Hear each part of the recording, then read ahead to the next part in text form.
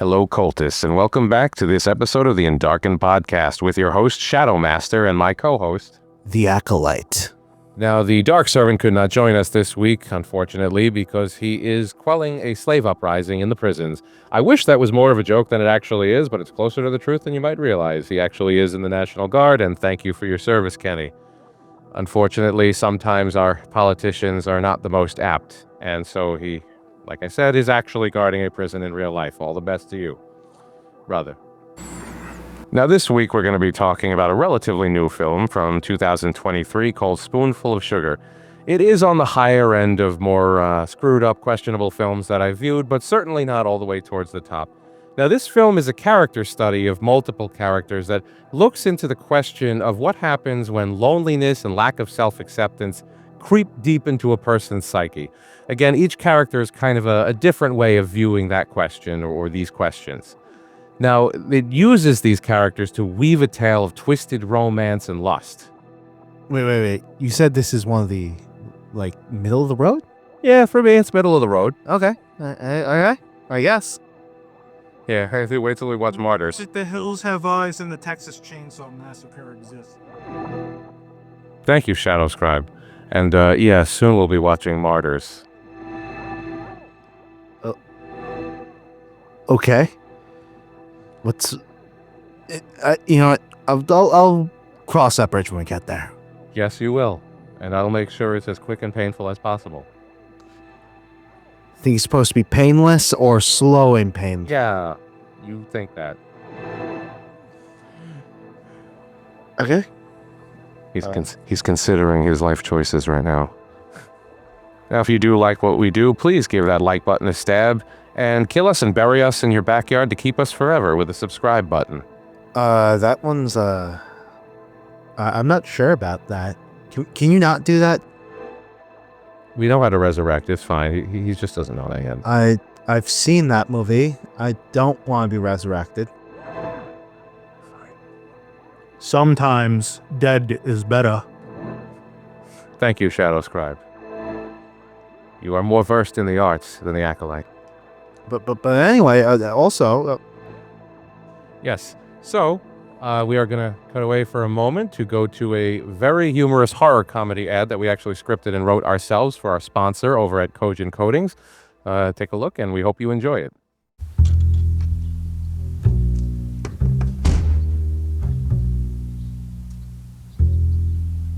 My first Airbnb. Here you go. Enjoy your weekend, and just try not to leave too big a mess. Yeah.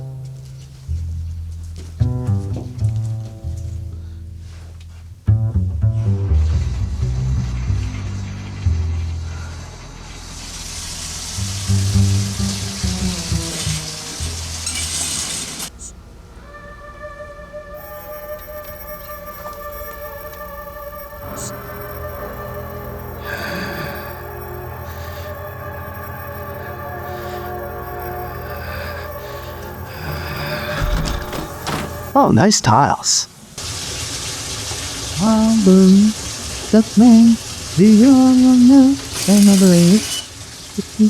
Wow. Ow. Ow. That is mildly annoying. Come on, you could do better than that.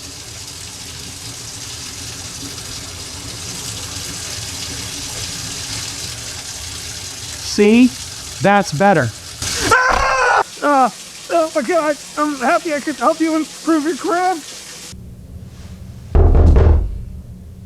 Hey, is everything okay in there? It's 11 o'clock. I kind of need the keys back. I have another guest coming in soon. Alright, look, I don't really mean to barge in on you like this, but I kind of need the Holy Mother of God!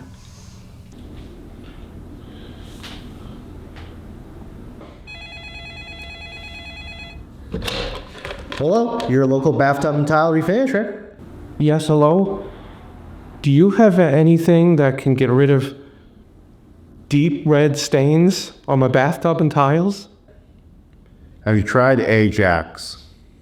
Yeah, I don't think that's going to work. It's a little more permanent than that. You may need to have your bathroom and tile remodeled. I don't have the money to change my entire bathroom. We can refinish your bathtub and tiles with cogent coating. Refinishing? You have a product that can refinish the tub and all the tiles? We use nothing but the best, cogent coatings. Cogent coatings? Cogent coatings will get rid of all those stains and have your bathroom and tile looking like brand new. Cogent Coatings demand nothing but the best from your bathtub and tile refinishing service. With Cogent Coatings, those psycho stains won't be a problem. All right, to help us out with this episode, I did get a new notebook, grimoire, as you can see right here. And oh my goodness, what is that symbol there in the middle? Definitely not the symbol for an organization that I'm a member of and got a prestigious award from that's sitting right behind me. Please help me, them being kidnapped. He's just kidding. He's so funny. But yeah, let's open the book and see what dark ideas this movie has to give us to enjoy as a middle-of-the-road film for me, who's a borderline psychopath. And so the movie begins. We see Millie, as we come to know her, riding on a bus, watching another woman breastfeed.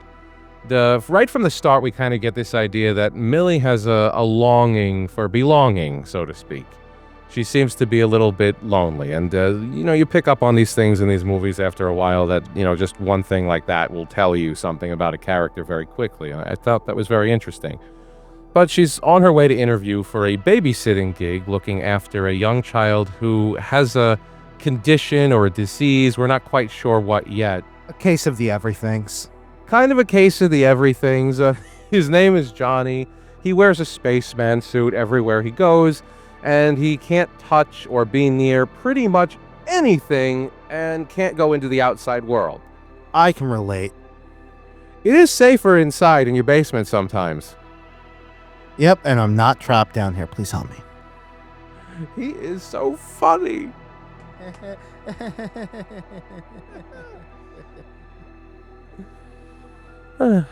Oh boy. Well, one of the things we learn, and this is kind of important to the title, is that Johnny can't eat sugar. So Johnny can't have any sugar. We learned that right off the bat. Keep that in mind as we go through this film. During the interview, Millie is telling the mom of Johnny, whose name is Rebecca, that she doesn't have a family. Keep that in mind too. That's another little important factor. Moving ahead a little bit, we get an interesting scene that the Acolyte and the Shadow Scribe noticed a lot of things about even right away, and of course I noticed things in it too. It's a scene where Millie is standing on one side of a window and Rebecca is standing on the other side, and they notice that there's a certain construction device sitting in the middle. There's just a level sitting there, and as you notice in the scene, it's just a little off. It's a little off level. On Millie's side. Yeah. So that is a clue that I didn't pick up on the first time watching this movie, although, of course, after watching it again, noticing on the side there was the other level, which I know is the vertical level that you call the spirit level. Yeah, no, both of them are spirit level. Both of them are spirit. It's called a spirit level. Okay. Got it. Interesting. Well, that one has the bubble up towards the top, and I think that actually has some significance here too, telling us that Rebecca's issues are kind of present right away. She's kind of above board. You could see that she's writing books about masochism. What the book is titled, I believe, is The Pleasure of Pain. Yes, the sadomasochism. You can't get really any more upfront than that. She's telling Millie that she's written this book. She's an author, and she's written this book straight up just about enjoying pain. Very interesting. So I thought that was a good dynamic. The other thing that's happening here is you see her husband, Rebecca's husband, Jacob, standing in the window right between where Millie and Rebecca are situated. So there is this idea that he is between the two women, and that's going to come into play much later. A lot of film theory right off the bat. Being really darkened by this. Thank you for the plug. I always appreciate it. You can never plug yourself too much. I feel it hurts after a while. Thank you. Wait a minute. That didn't look right. Yeah, I think the Shadow Scribe wrote it down as hot dad, hot gardening. I did. And he's actually with a hose in his hand at this point. And he turns around and splatters the window, actually right before this conversation, when Millie's just staring, entranced by his back muscles. And that, as we kind of all knew right away, was a sexual reference to this idea that there's either a being wet, or perhaps a famous Japanese phrase that I won't mention for the purposes of the YouTube algorithm reference happening. Yeah, it's at this point you start to know this movie is going to be incredibly horny. Very, very horny. Some might say horny like the devil. Shadowscribe dared me to get that reference in here, so now it's here. And of course, he has that scene up for you all to view on our precious little monitor. Now, before we do go any further into this film, it's at this point that I'm going to give a spoiler warning and say everything going forward is just going to ruin the movie for you if you haven't seen it.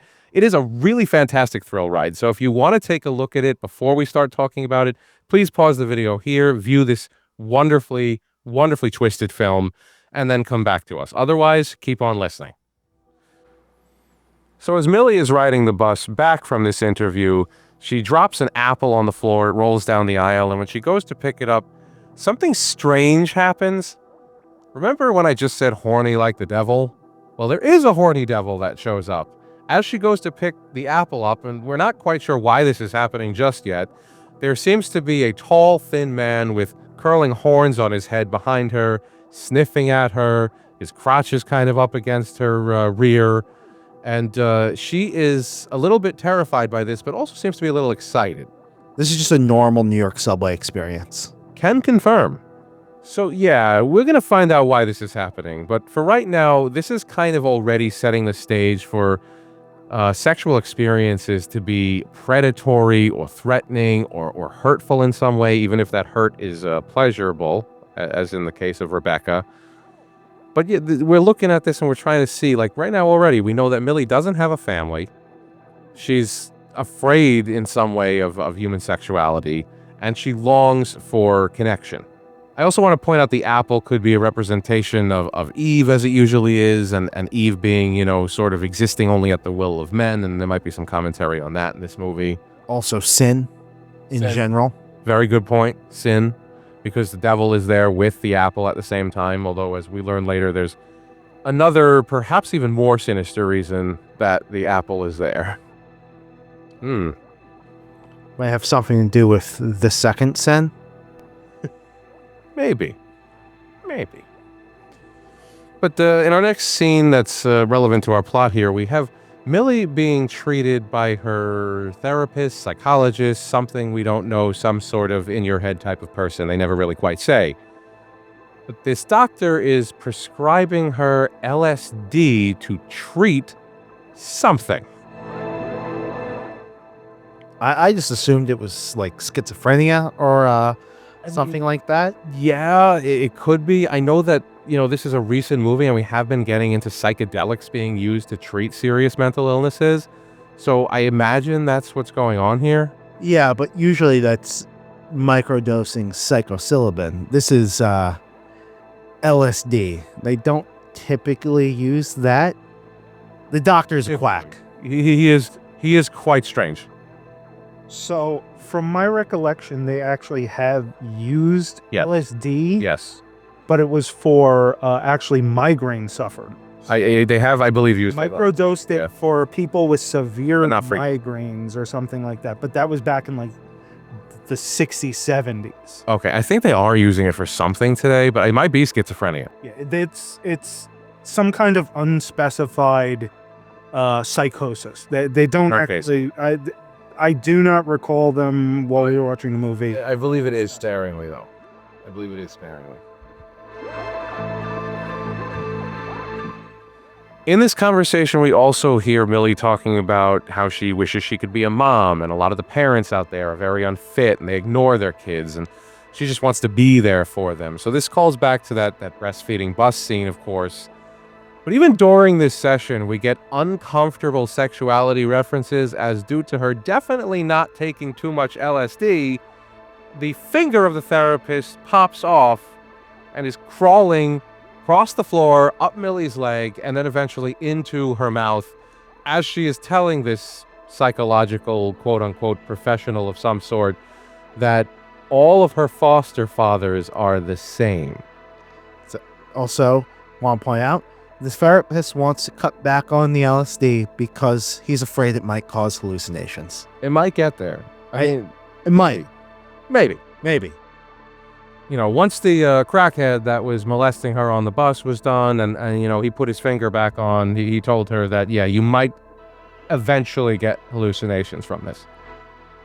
No, she's definitely hallucinating already.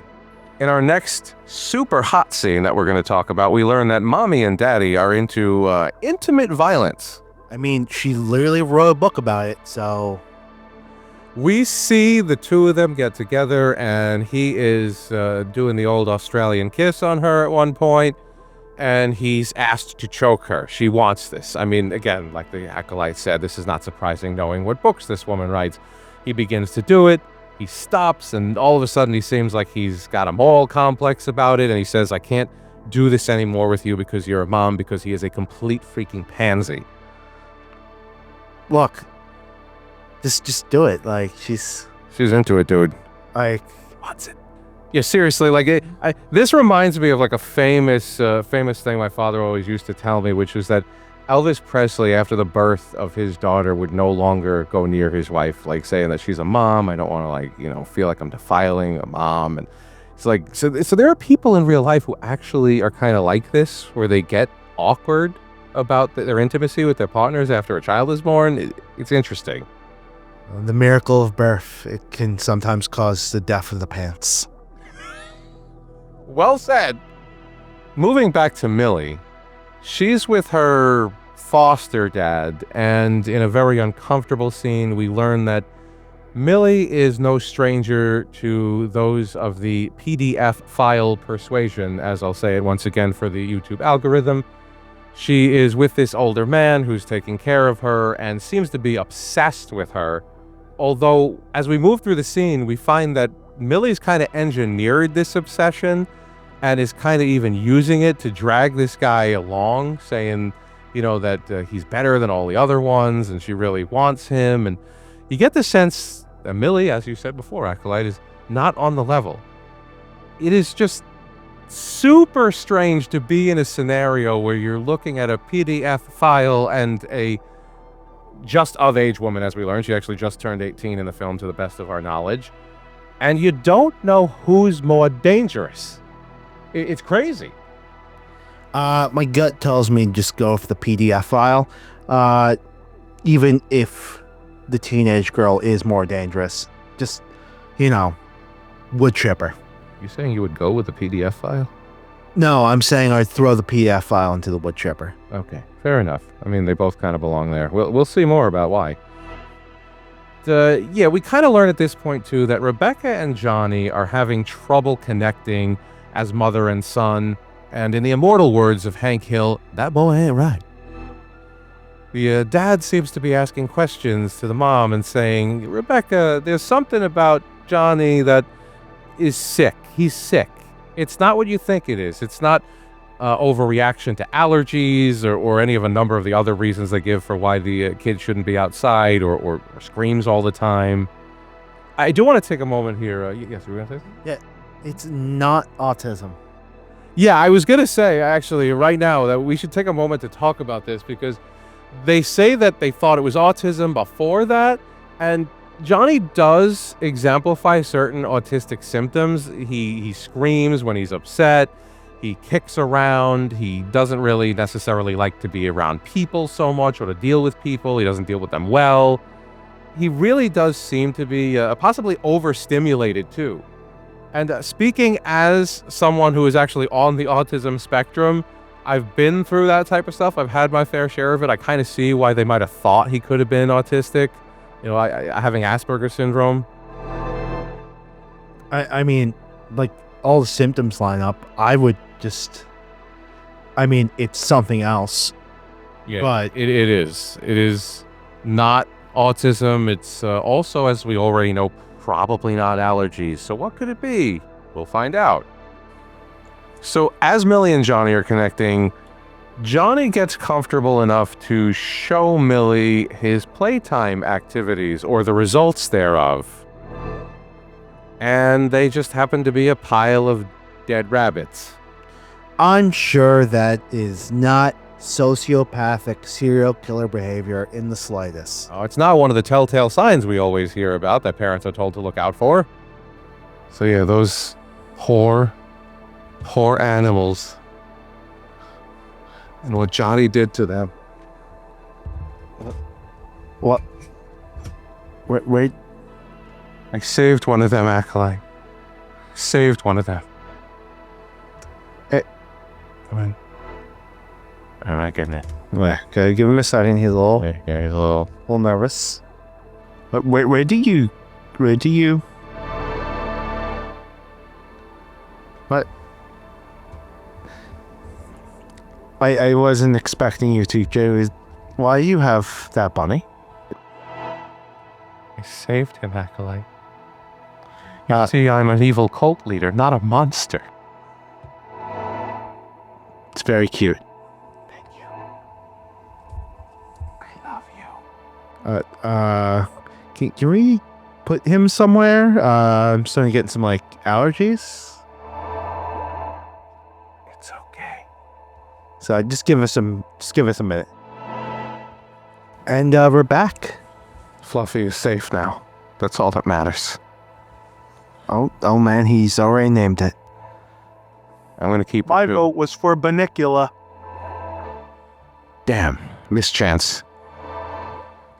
Well, while they're looking at Johnny's pile of results, disgusting, Millie decides that she's going to take this moment to act like a mom and teach Johnny the ways of the world as an older person knows them who's more experienced.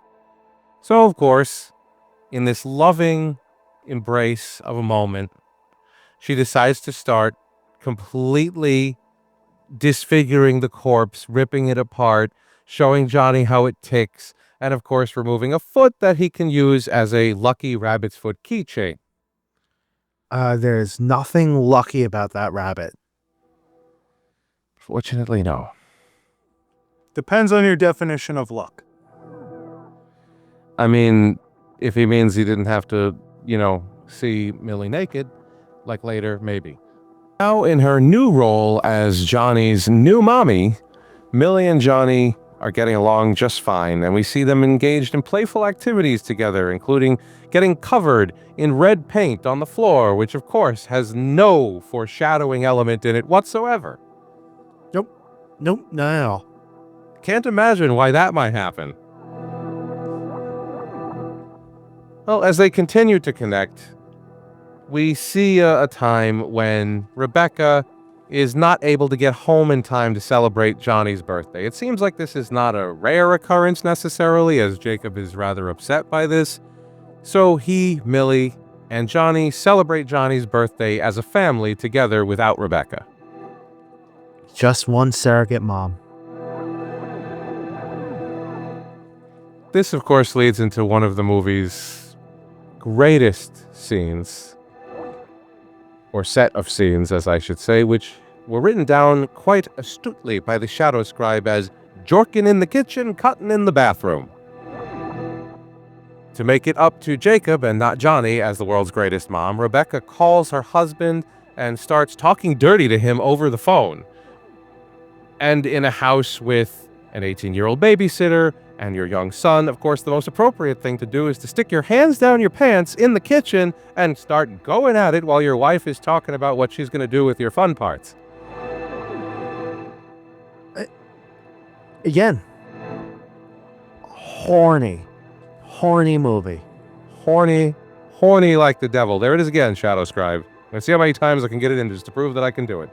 Being horny makes me horny, and I'm horny all the time. I do not regret my decisions.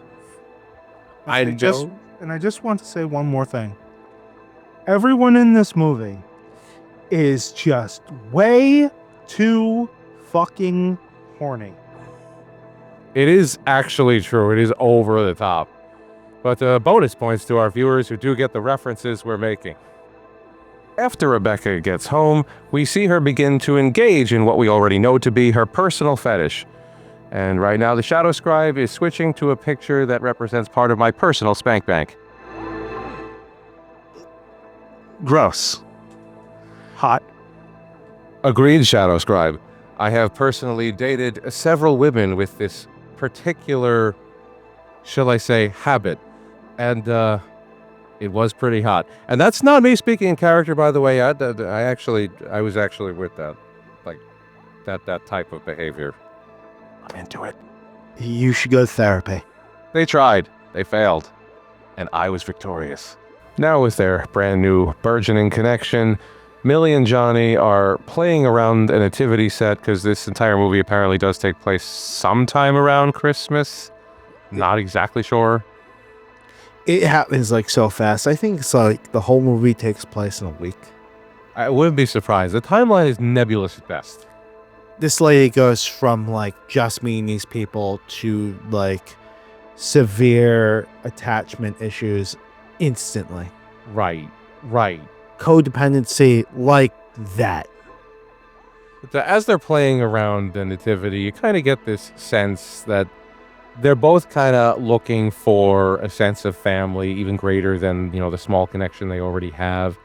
And they dance around, they go around in circles around the nativity. Eventually, both of them stop and lie down in front of a nearby gravestone, or what looks like a gravestone that I believe the Shadow Scribe is putting the picture up of right now. And I thought this was a very interesting kind of telltale moment in the film where it's these two people seeking for life in the midst of death. Death surrounds them. Death is what their life is all about.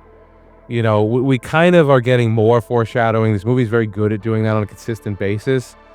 But yeah, it's just these two people, a child and a woman now, just barely a woman, that are trying to find something worth living for in what feels like a dead existence. While back in the home, Johnny is getting a haircut from Millie, and this is something apparently he would never sit still for his mom. And so the mother comes over, Rebecca, comes near her son, goes to touch his hair, and he bites her immediately. And this is pretty much the biggest, most hardcore rejection that she could possibly feel from her son, that this other woman who he just met, possibly a week ago, as you mentioned, is able to cut his hair without repercussion, but she can't even be in his vicinity without being the target of violence.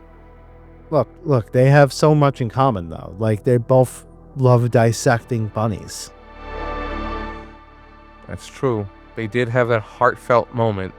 It's okay, Fluffy. Abusing animals is wrong, folks. It is. As someone who actually helped pass the Animal Abuse Registry Act in New York City, I agree. Wait, what? That just became a thing? At the start of my career, it was a thing. About a decade ago, a little less. Man, this city's messed up. There are many places, even more, that still don't have it. There are some places now. I think there's actually a bill now to make it happen in the state, because so many places in the state don't have it. Just New York City. But yes, you will go on a list if you are in New York City for harming an animal, much like the one that the PDF files we mentioned before will. We do have a moment in the midst of all this that I want to call particular attention to. When Johnny and Millie are at the gravesite, they actually get into this conversation about, at this point, Johnny's still not talking, by the way. He doesn't talk for a large portion of this movie, so it's Millie saying it that, this is a connection that feels kind of safe for them. Maybe not for everyone else around them, but it feels safe for them. And it is a little bit heartwarming, but still disturbing, because there's a lot going on that just is not right. Naturally, Millie wants to take the next step in progressing Johnny's treatment for being misunderstood, lonely, and disconnected from his family, and obviously also having the makings of a serial killer. So she very, very aptly decides that he also needs to take some LSD. Yeah, let's just give a 7-year-old LSD. What can go wrong with that? He's only been killing a lot of woodland creatures recently. this won't possibly ramp that up, make it worse, or do anything untold to this child's brain. Nope. As the Shadow Scribe aptly wrote down, they are now both, Millie and Johnny, tripping balls in the middle of this movie. They're spinning around in the group of a bunch of carolers because, once again, it's Christmas time. And this also goes into the middle of the street. And Mom and Dad are driving back home at this point. Mom is giving Dad head in the car, so it's swerving around like it's trying to dance to its own tune.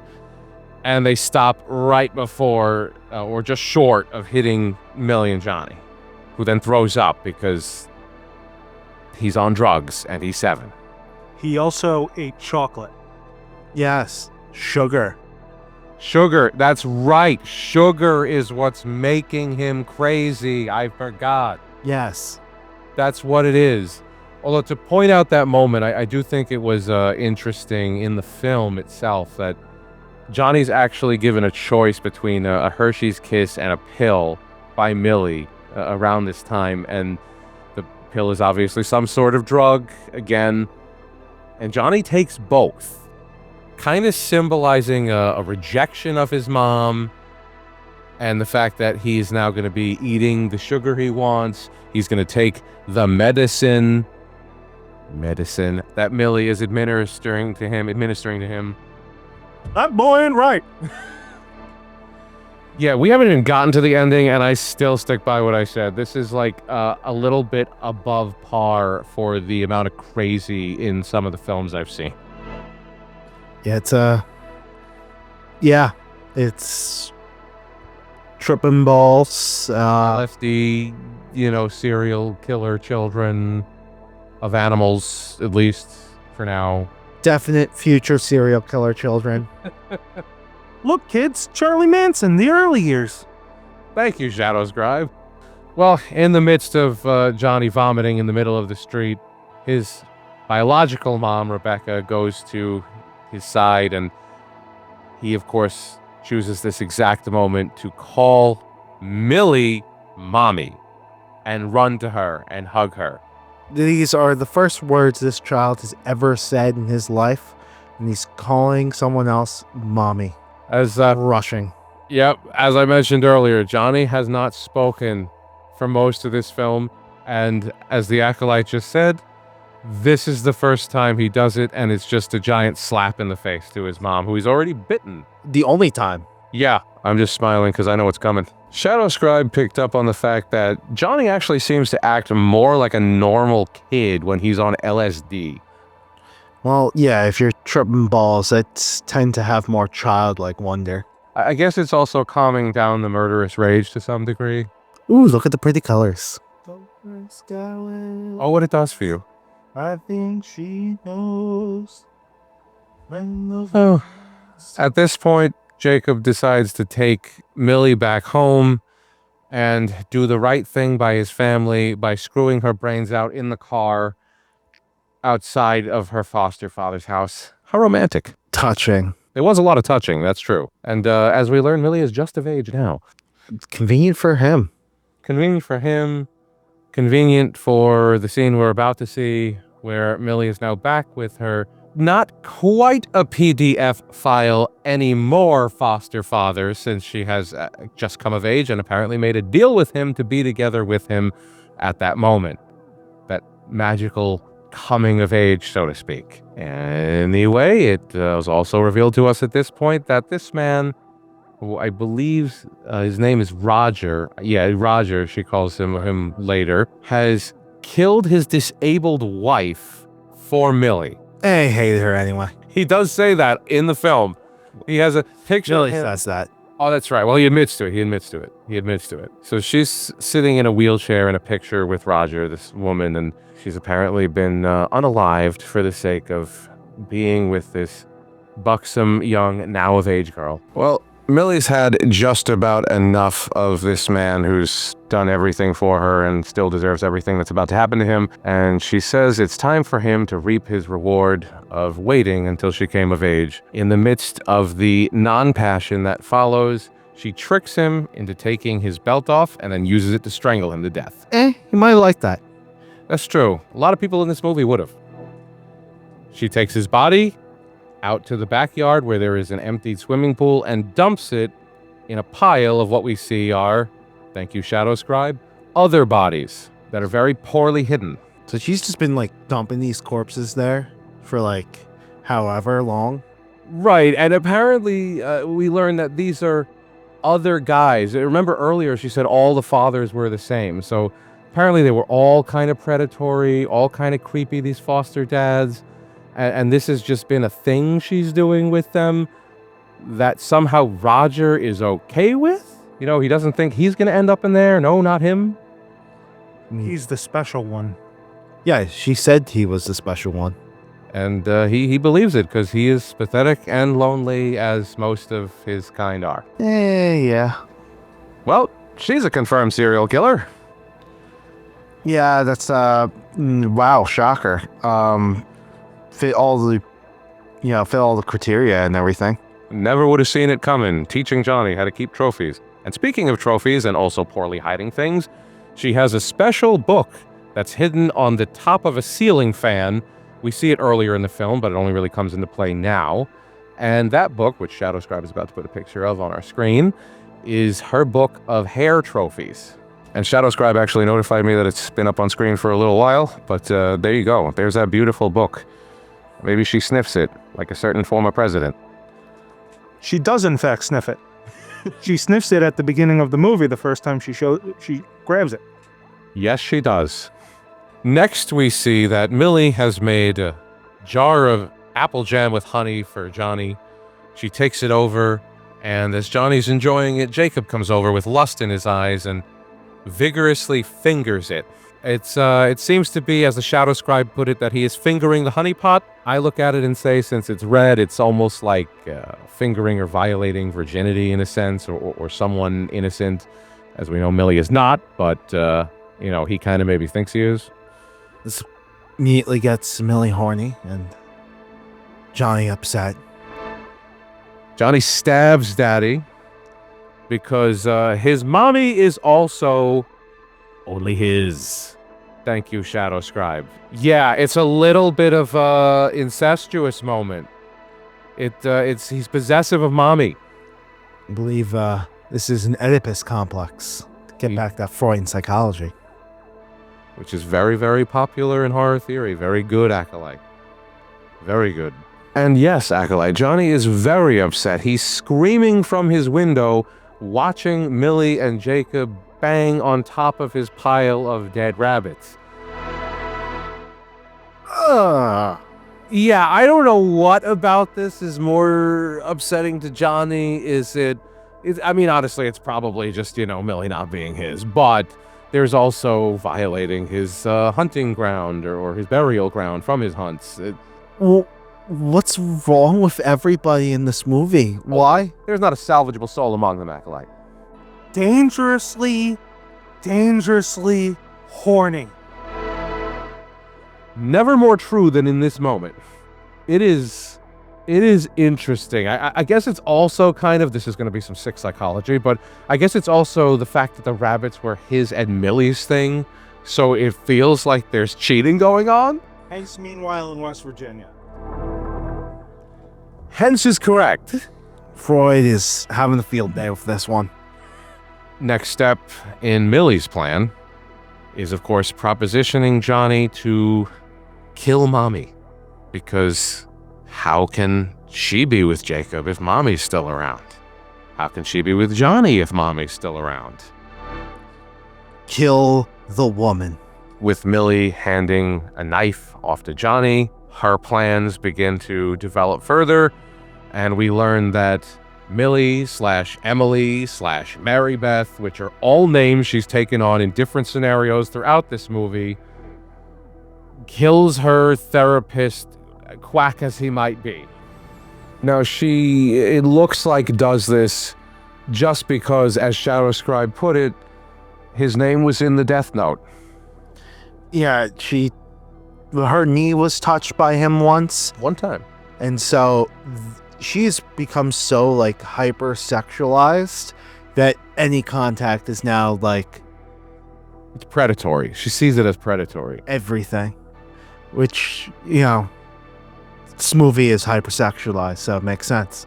Yeah. I mean, she's someone who's never had like a real family or connection. And like, it seems like the only connection she's had with people is abusive in some way, which probably led to her seeing sex everywhere and violence everywhere as, her defense mechanisms are acting up, her psychological and physical defense mechanisms. It's interesting. And, she does write little details about what all the men she killed did, apparently before killing them, because this, we see that before she kills Dr. Quack. And now, the big moment, the final fight begins. Yeah. Now people are dying. We gotta get to the climax. Well, there's been a lot of climaxing in this movie. Oh, a lot of climaxing. Everybody. People who shouldn't. People who didn't want to. People who wanted to, but in a different way. But let's get to the film's climax. Yes, and let's not talk about what I did under the table when that picture came up of that woman cutting. Don't make me get the spray bottle again.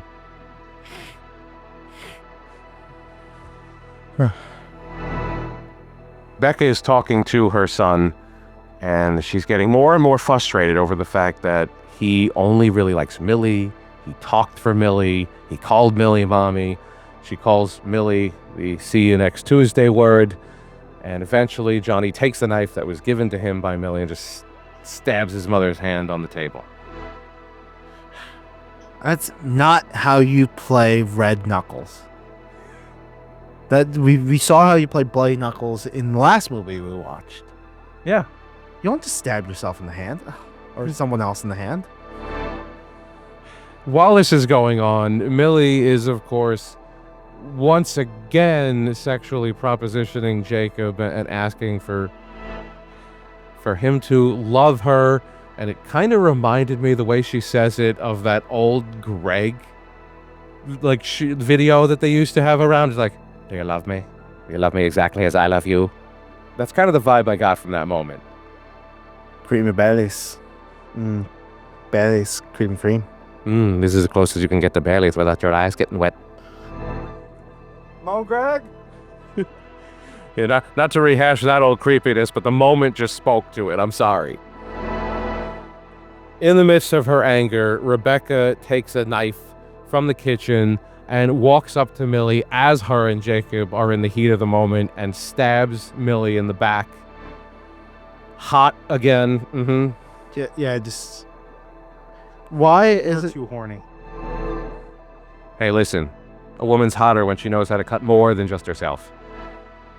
Yeah, so Millie tries to break into the house, then immediately goes to have coitus with her husband, with Rebecca's husband. Yeah, oh, that's true. This is preceded by her trying to get in the house and hurting herself by slamming herself up against the door that Rebecca is behind. She gets her hand slammed in the door and just immediately okay, well, I'm going to go in the back and tell Jacob to, let's have sex and then murder your wife.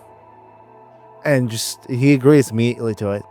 Yeah, he seems to... They don't even get into it that much in the movie, but he seems to have his own abandonment issues. We only see it once when she doesn't come home for Johnny's birthday, and he, begrudgingly has to touch himself with her on the phone, but there seems to be something to that idea.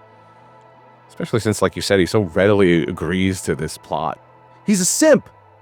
He's a simp. It's the very definition of a simp. Every woman he just listens to immediately does what they tell. Oh my God. And it's all for gooning purposes. This movie was made by Gooners Incorporated. I just want to point out, of the two of them, she's mid. The mom is hotter. Why are you simping for the girl that's decent over the hot mom? And he does take the whole youth thing a bit too far, and obviously, again, that scene in the bathroom means she is hotter. She can take a little pain and give a little pain, if you know what I'm saying. Well, as Millie is crawling, because she got stabbed in the spine, here's Johnny with that same pocket knife or flip knife that he's handed by Millie, and he just goes to town on her over and over again. As you're about to see, that's the result of Johnny's therapy session, as the Shadow Scribe called it. This is Johnny acting out role play. This is role play therapy. He wanted to kill Mommy, and now he gets to kill not Mommy. Yeah. So Johnny is doing exactly as Millie told. Kill your mommy. considering True. at the beginning of the movie, the series of personal questions that Rebecca gives Millie, it seems like this was all kind of some weird, sick plan. Yeah. So remember those apples, fellas and gals, that we saw? Well, all the trees are planted on the bodies of Johnny's victims.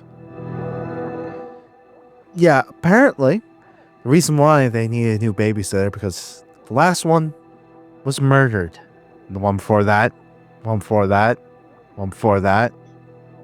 This like 7-year-old might have a body count in the double digits. Yeah. Real overachiever. And we know it's been going on a while because during the credit sequence, you actually see the graves of all the babysitters, and one of them is just bones. She's completely gone except for her skeleton. It's, and so the family's been, to make this absolutely clear, planting apple trees. And that's why Millie even eating the apple in the beginning is symbolic that she is about to, in a sense, become the apple. Well, it's good fertilizer. Something else about this that Shadow Scribe noticed is that there's a very early scene when Jacob is holding an apple and Millie, on her medicinal LSD, sees the apple as rotted, even though it's not. And again, this movie's kind of masterful with foreshadowing. It's kind of foreshadowing her as rotting, that she is going to be a corpse. So it appears that the love affair has become a family affair, if you know what I mean. Yeah. So this is just, this is a bonding experience. This is how they get along. Johnny murders somebody, they plant a new tree. Now we're at a point of needing an entire expansion to the backyard where they think they're going to grow citrus this time. Is like having the affair also part of this? Is like that happened multiple times? That's a good question, Acolyte. I don't know, and I would kind of like to know. This family is messed up. I mean, they have a serial killer son and they like sexual deviant. So yeah, never mind. Yeah, this movie kind of ultimately begs the question, what if Dexter's parents were a little less practical with how they raised him? I mean, in his case, obviously, it's foster parents, and these are Johnny's real parents, which begs yet other questions. But the idea stands. If they kind of just let him go, do whatever he wants. Like how many of these previous babysitters that he's murdered are just like normal people? I mean, like, he got lucky this time, like psycho serial killer woman. Right, he did an actual Dexter this time. But like, the last one probably wasn't. Or like, was that the point of the questions? Do they like try and figure out like, yeah, okay, this is like 99% chance this person's murdered someone before? Is this God's way of fixing the universe of this movie? He just has this kid constantly meet with psychopathic babysitters. Yeah, I actually just think he's just evil. Probably, yeah. Probably. He barely speaks. He's biting his mom. He's got a crazy look on his face even before and after the LSD. Definitely the case. But I do want to talk about the ending of this movie. When they're looking at the trees, and also a little bit after that, where Rebecca says that she's now going to make a pie. You know, screw it, I'm going to make a pie. And this is the beginning of her acceptance of Johnny. And also, it relates to the movie's title. It actually calls back to it because she was blaming so long the sugar and other things for Johnny's hyperactivity or autism or whatever the hell they tried to make themselves think it was, or at least she did. According to RFK Jr., it's the red dye 40. There is a lot of red dye in this movie too, but that's for different purposes. That dastardly red dye 40. But this is a form of her accepting her son now. The fact that she's willing to give him sugar means that she has given up on the excuses. She knows who and what Johnny is, and she's willing to take that as part of her responsibilities as a mom to go along with. The final ending scene that we get is one where she comes to Johnny's bedside and looks at him lovingly. He bites her again, and this time she takes her wound, rubs it on her lips, and it mirrors the blood of hers that's now on Johnny's lips. And this is kind of the moment of ultimate acceptance. Like, it doesn't matter, son, that you've murdered at least, 5, 6 babysitters that we know of. I'm your mom. I'm here for you, even if you try to kill me. And as creepy and weird as this is, it actually is kind of heartwarming in a dark way that she will love her son now no matter what. So all this time, it was actually a heartwarming family picture. It was. Watch it with your kids. Do not watch it with your kids. Watch it with your kids. I'm gonna say don't do that. I'm the more screwed up one, and I'm telling you that. So I don't know. Maybe he took a little LSD before this. It's just kicking in now. Look, you can watch a action movie that's got body count in the triple digits, and that's okay. Like Avengers, like how many hundreds of people die in that movie? That's a family movie. Strangely enough, fair point to bring up. Violence is okay, but I guess it is the gore and the graphic nature kind of people are a little more turned off by it. Which, yeah, I guess I kind of get that. But yeah, action movies are cool. Okay, there's violence and then there's sexual violence. That is also true. A lot of these horror movies don't have that necessarily, and a lot of them do. Okay, wait until they're like 9. There you go. I can agree with this. I fully back that statement. 9. That's when I learned it. And look how I turned out. Okay, maybe don't watch this movie for your kids. This movie is, I would say, about a 60 out of 100 on the effed up scale, for me at least. Okay, what's like a 70? 70. If we're going to talk about a 70, there are certain French terror transgressive films that might get there. Well, they can get you all the way to 100. Yeah, the French are fucked up. Yeah, they are. We're going to address that on this channel, folks. But they have some of the most messed up, which means greatest, horror films ever made. There are also some Indonesian films that go into some types of screwed up stuff. The Japanese can get into some of that. It's hard for me to pinpoint a 70 at this exact moment, but I can certainly tell you countries and specific movies, movies from specific countries that go well beyond what this movie is doing. Got it. So this barely tips the needle for you? This barely tips the needle for me, except for, again, that one scene that really tipped the needle for me. It's not a needle. That's true. It's a lot thicker than that. Anyway. Thank you for watching our Screwed Up movie review. If you enjoyed it, please like and subscribe. And if you have something to say about it, if you enjoyed this movie, or you think that maybe it's not that screwed up, or it's really screwed up for you, if you have any kind of opinion on it, please comment down below. We're looking to start a community of dedicated horror fans speaking their minds, and sometimes maybe even a little bit too much of their minds in the comments section, but we're here for all of it. So please join in. This has been your host, Shadowmaster. I've been the Acolyte. And for now, we'll be skulking off back to the Shadow Manor. And if there are any cutters out there, you have my number. Stop being horny.